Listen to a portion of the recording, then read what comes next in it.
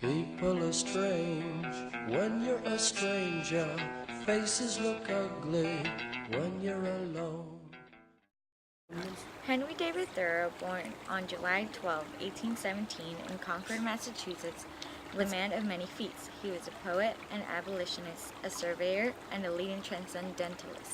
As a transcendentalist, Thoreau emphasized the individual in ways involving emotion, self-reasoning, and transcending limits of intellect to reach a peaceful state of the individual heart, mind, and soul. In particular, Thoreau stated that the means to self-realization were through resisting social norms and pressuring and relying on instincts instead. While living in Ralph Waldo Emerson's house for a while, another famous writer during the Transcendentalist movement, Thoreau was inspired by an experiment done by his Harvard colleague Charles Stearns Wheeler. To perform an experiment of his own on July 4, 1845, Thoreau finished building a cabin in the middle of a forest near Lake Walden.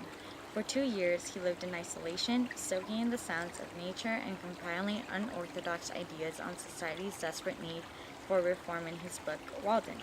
Later in the 1850s, Thoreau dedicated his time to the abolitionist movement. He assisted many runaway slaves on the Underground Railroad and traveled around presenting lectures attacking the fugitive slave law and supporting the martyred John Brown. His ideas against slavery and the government influenced his essay, Civil Disobedience. Walden conveys a series of ideas opposing the government and society at the time in the 1800s. A major interconnected theme throughout the book focuses on a life of simplicity. He claims that the luxurious rich are not simply kept comfortably warm, but unnaturally hot. In these words, Thoreau condones the rich in unneeded extravagance and hints towards the better life of simplicity. He comments on how people strive for material success, yet their opulent clothes are simply a guise. He reverts back to the idea of nature and provides reasoning for moving into the woods for 2 years as an experiment.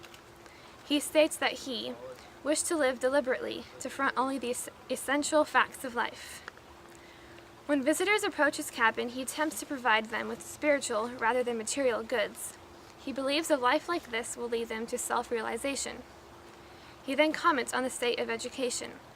Thoreau asserts that it is time that villages were universities, emphasizing that people should continue pursuing liberal studies to liberate themselves from provincial 19th century lives. He's also concerned about how people care too much about their crops and forget about the new generation of men. In Civil Disobedience, Thoreau appears to be an anarchist, as he agrees with the motto, "Government is best which governs least."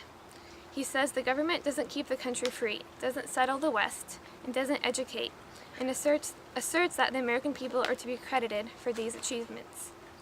If the government was less involved, maybe these ideals would be more successful. He pleads for a better government. He also makes a strong assertion against slavery and condemns that thousands who are in opinion opposed to slavery and to war, who yet in effect do nothing to put an end to it.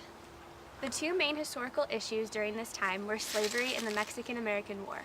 Both of these issues became an important part of Thoreau's writings.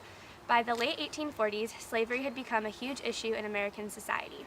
The Northerners began expressing anti-slavery actions, and when laws such as the Fugitive Slave Law were formed, abolitionists began to protest the government's actions in forms of civil disobedience. The Mexican-American War was mainly a fight over expanding American territory. The United States felt they needed to seize all the land that they could, and thus began to have boundary disputes with Mexico. Thoreau argued that this war was pursued on the basis of arrogance and greed, and there was no philosophical justifiable reasons for the war and the territory gains from Mexico. During this time period, the Transcendentalism movement was at its height, and Thoreau took a great interest in this after Emerson introduced it to him. It was a generation of well-educated people who thought man is supposed to be one with nature and valued individualism. They promoted a theory of the individual and believed that people are at their best when they are independent and on their own. Thoreau thought that each individual should work for self-realization by not conforming to the expectations in society but responding to their own instincts. The Transcendentalist philosophy was spread throughout America, and the attitude to reform the nation was emerging from this movement. Today, Thoreau's work is held in great esteem, but during his life his work received far less attention. Many of his neighbors viewed his work as erratic and unacceptable. He actually had to self-finance the publication of his first book, A Week on the Concord and Merrimack Rivers. He published 1,000 copies and over 700 remained unsold. Walden was also met with minimal amounts of interest. It was not until the 20th century that there would be extraordinary impacts on American culture from his writings. During the Vietnam War and Civil War rights era, both Walden and civil disobedience inspired young Americans to express their disapproval of U.S. policies and declare their own ideological independence. Walden also expresses Thoreau's disagreements on consumerism and capitalism. Civil disobedience and Walden would become a major force in the American civil rights movement. Do it. Is it strong enough? I think so. Do it. Boys do it always. Just do it. Ready, set, go.